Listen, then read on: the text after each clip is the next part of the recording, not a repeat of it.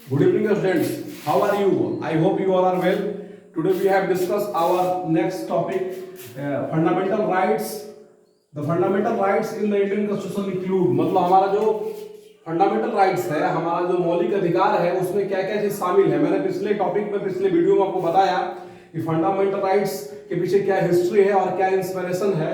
मगर हम लोग को जानना है कि आप सोच रहे हो कि फंडामेंटल राइट्स है क्या, तो इस टॉपिक में हम लोग को यही जानना है कि फंडामेंटल राइट्स क्या है। ओके, तो स्टार्ट करिए आप। राइट टू इक्वालिटी, ठीक है। राइट टू इक्वालिटी मतलब समानता का अधिकार। समानता का अधिकार, all persons are equal before law. जितने भी व्यक्ति हैं इस देश के अंदर में, वो सब लोग कानून के सामने क्या है, समान है। किसी के साथ कोई भेदभाव नहीं होता है। It also states that no citizen can be discriminated against on the basis of their religion, caste और सेक्स। मतलब इसमें आपका जो राज्य है या जो कॉन्स्टिट्यूशन है, वो यह बात कहता है कि किसी भी व्यक्ति के साथ डिस्क्रिमिनेशन नहीं होगा, कोई भेदभाव नहीं होगा, उसके धर्म के आधार पर, उसके कास्ट के आधार पर, उसके जेंडर के आधार पर कोई प्रकार का डिस्क्रिमिनेशन, भेदभाव नहीं होगा। और देखिए ऐसे ऑल पब्लिक प्लेसेस, और वो किसी को पहले होता था आपका कि हमारा जो सोसाइटी था वो कॉम्प्लेक्स था, बहुत लोगों को बहुत चीज यूज करने का छूट नहीं था, बहुत लोग मंदिरों में प्रवेश नहीं कर पाते थे, सार्वजनिक जो कुआं है वहां नहीं जा पाते थे, तालाब में नहीं जा पाते थे। मगर अब ये राइट्स है कि लोग जहां चाहे किसी भी सार्वजनिक जगह पे वो जा सकते हैं, किसी भी होटल जा सकते हैं, किसी भी पार्क जा सकते हैं, किसी के लिए कोई उसमें बैरियर्स नहीं है। Not discriminated against anyone in matter of employment. और ये भी चीज है कि किसी के साथ रोजगार में कुछ भेदभाव नहीं किया जा सकता है, सभी व्यक्ति को समान रूप से रोजगार दिया जाएगा। मगर इसके एक्सेप्शनल केस है जो आगे चैप्टर में हम लोग पढ़ेंगे। एक्सेप्शन में कुछ ऐसे कम्युनिटी है, कुछ ऐसे समुदाय हमारे सोसाइटी में है जो मतलब कंपैरिजनली वो बैकवर्ड थे, पीछे पिछड़े हुए थे, इसलिए उनके लिए कॉन्स्टिट्यूशन में कुछ विशेष व्यवस्था की गई है। एससी, एसटी, ओबीसी और अभी वर्तमान में ईडब्ल्यूएस करके जुड़ा है, जो आर्थिक आधार पर जो लोग कमजोर वर्ग से आते हैं। साथ ही साथ आपका अनटचेबिलिटी एबॉलिश किया गया है, मतलब जो छुआछूत वाली बात थी, अस्पृश्यता जिसको बोलते हैं हम लोग, ऊंच नीच का जो भेदभाव होता है कि हम इससे टच नहीं करेंगे, तो इस चीज को समाप्त किया गया है। तो राइट टू इक्वालिटी जो है हमारा ये पहला है, ठीक है, कि सबको समान अधिकार है, किसी के साथ कोई भेदभाव नहीं है। अगला देखिए आप, राइट टू फ्रीडम। अब हम लोग स्वतंत्रता है, जाहिर सी बात है स्वतंत्रता है, हम लोग एक इंडिपेंडेंट कंट्री के अंदर में है। ये स्वतंत्रता हमारे साथ पहले नहीं थी। ये सारा हमारा अनुभव जो है अब ये दिख रहा है आपको, लेकिन freedom of speech and expression, हमारे पास जो स्वतंत्रता है, भाषण करने की स्वतंत्रता है, अपने आप को एक्सप्रेस करने की स्वतंत्रता, अभिव्यक्त करने की स्वतंत्रता है। ऐसा बात नहीं, हम किसी भी सोशल मुद्दे पे, किसी भी इकोनॉमिकल मुद्दे पे, किसी पॉलिटिकल मुद्दे पे हम अपनी बात रख सकते हैं और रखते हैं, क्योंकि हमको भाषण करने की आजादी है, उस पर कोई रोक नहीं है, सब लोग अपनी बात रखने का अधिकार है। अगर हम चाहें तो देश के प्रधानमंत्री को भी क्रिटिसाइज करते हैं, ये भी हमें राइट्स है, मतलब लीगल तौर पे, ठीक है। और दूसरा आप देखिए, राइट टू फॉर्म एसोसिएशन। हर व्यक्ति को ये राइट्स है कि वो कोई एसोसिएशन बना सकता है, कोई संघ बना सकता है, कोई ग्रुप बना सकता है। स्टूडेंट्स अपने लिए यूनियन बना सकते हैं, लेबर्स अपने लिए यूनियन बना सकते हैं, बिजनेसमैन अपने लिए यूनियन बना सकते हैं। इसमें कोई बाउंडेशन नहीं है कि आपको कोई यूनियन नहीं बनाना है, ये भी हमारा राइट्स है।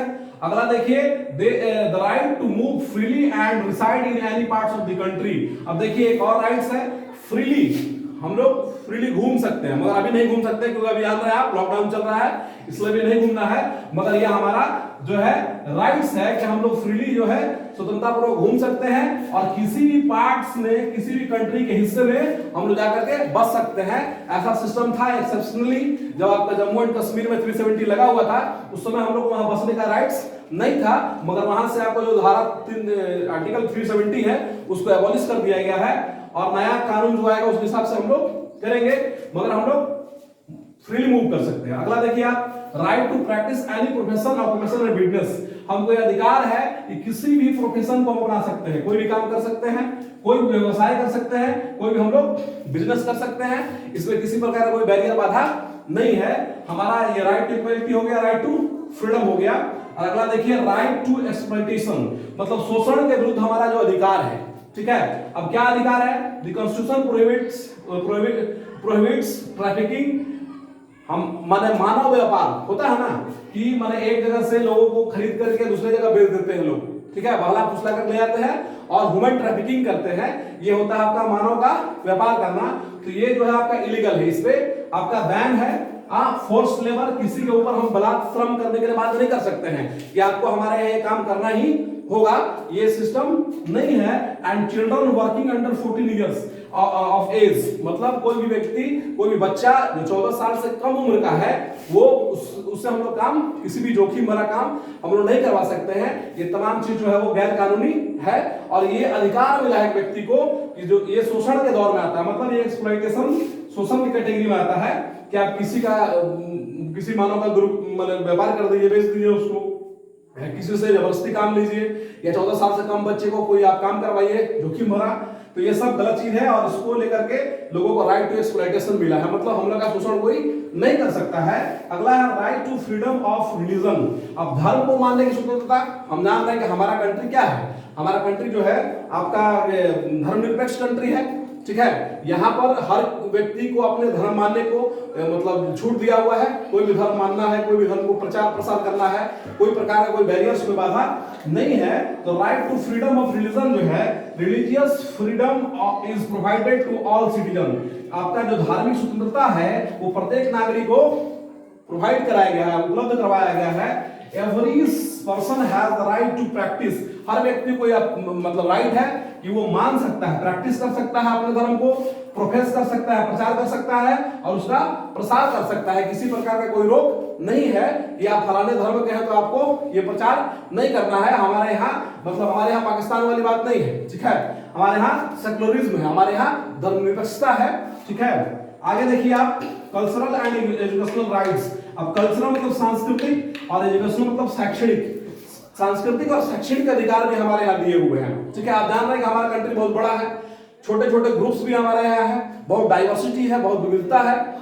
इसके लिए आपके हमारे यहाँ आपकी एसटी कैटेगरी भी है, बहुत से ऐसे माइनॉरिटीज हैं जिनके कुछ डिसेंट कल्चर है, उनके कुछ अलग मतलब सांस्कृतिक मतलब आचार विचार व्यवहार है। तो the constitution states that all minorities religious और लिंग्विस्टिक, मतलब हमारा कॉन्स्टिट्यूशन जो है यह कहता है कि सभी माइनॉरिटीज, ऑल माइनॉरिटीज, माइनॉरिटीज में कौन कौन आएगा, मुस्लिम आएगा, सिख आएगा, ईसाई आएगा, ये तमाम लोग आएंगे। माइनॉरिटी मतलब अल्पसंख्यक, जिनकी संख्या कम है, उनको मतलब the constitution states that all minorities religious, जो धर्म के आधार पर माइनॉरिटी में है, अल्पसंख्यक है, और लिंग्विस्टिक्स, लिंग्विस्टिक मतलब भाषाई आधार पर, ऐसे भी लोग हैं कि उनकी भाषा कम लोग बोलते हैं, ठीक है।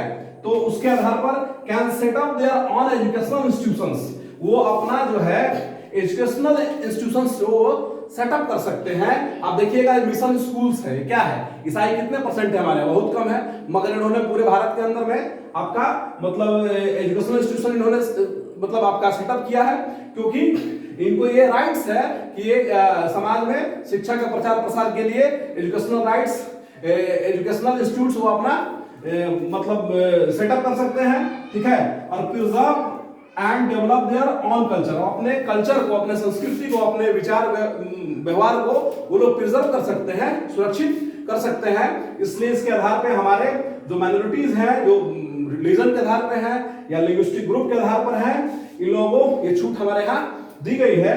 और अंतिम जो आता है राइट टू कॉन्स्टिट्यूशनल रिमेडीज, मतलब आपका संवैधानिक सुधार आता है। मान लीजिए तमाम तरह का राइट्स आपको दिए गए हैं, और ऐसा थोड़ी है कि आप सारे राइट्स दिए हुए हैं और सारे लोग राइट्स को आराम से मतलब ये कर एंजॉय कर पा रहे हैं। ऐसा भी होता है, कभी कभी बाधा भी होता है, इसमें बाधा स्वाभाविक सी बात है। तो बाधा अगर होता है तो उस समय क्या होता है, देखिए ये संवैधानिक सुधार वाला मामला है, ठीक है। This allows citizen to move the court, अगर court if they believe that any of their fundamental rights have been violated by the state, अगर किसी व्यक्ति को महसूस होता है कि उसके अधिकार का वायोलेशन किया गया, उसके अधिकार का उल्लंघन किया गया है, तो उसको ये राइट दिया है हमारे कॉन्स्टिट्यूशन के अंदर में कि वह कोर्ट के शरण में जा सकता है और अपने अधिकार की रक्षा की मांग कर सकता है, ठीक है। तो इसी के साथ हम लोग ये पूरा समझ गए कौन कौन सा आपका फंडामेंटल राइट्स जो है हमारे इंडियन कॉन्स्टिट्यूशन के अंदर में शामिल है। तब तक के लिए गुड बाय।